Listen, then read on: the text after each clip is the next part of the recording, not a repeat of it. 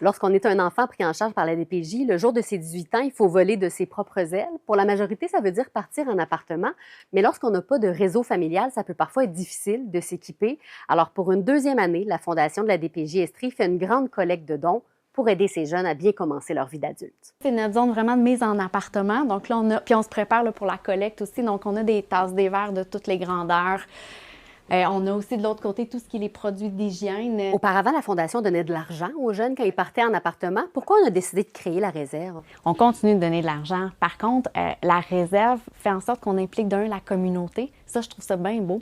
Et les jeunes n'ont pas besoin d'avoir nécessairement quelque chose de neuf, tant que c'est en excellent état, mais d'avoir l'opportunité de venir et de choisir eux-mêmes leurs choses. Je pense que ça fait une grande différence. Pour nous, c'est une rentrée d'argent aussi indirecte parce que le montant que je dépensais avant pour acheter peut-être des assiettes, mais je peux le récupérer puis l'investir dans d'autres jeunes puis offrir d'autres opportunités. Bien, souvent, notre programme va viser des jeunes pour qui le réseau de soutien est assez déficient ou peu présent, en fait. Donc, ça va être vraiment de fouiller dans les ressources communautaires, dans les organismes, tout ça, comme la Fondation du Centre Jeunesse, exemple, pour combler là, certains besoins au niveau matériel pour permettre d'emménager de façon autonome en appartement. La Fondation a beaucoup aidé aussi niveau les meubles, les électroménagers. Mettons, j'avais acheté un four micro-ondes qui a lâché. Fait que j'ai fait faire appel à la Fondation. Il y avait un micro-ondes, je l'ai pris, puis à ce moment, il marche super bien encore. Sinon, des ustensiles, des assiettes. Et ça fait en sorte qu'il y a une implication du jeune de l'éducation aussi avec son intervenant ici sur la quantité à prendre, de faire une liste ou autre.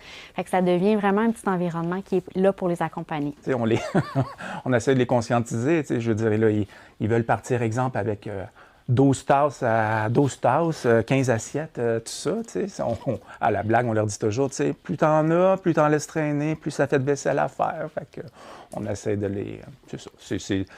C'est du modeling puis de l'accompagnement. Oui, c'est de les guider finalement vers la vie adulte puis l'autonomie. Oui, effectivement. C'est notre rôle puis c'est notre objectif. On essaie de le remplir du mieux qu'on peut.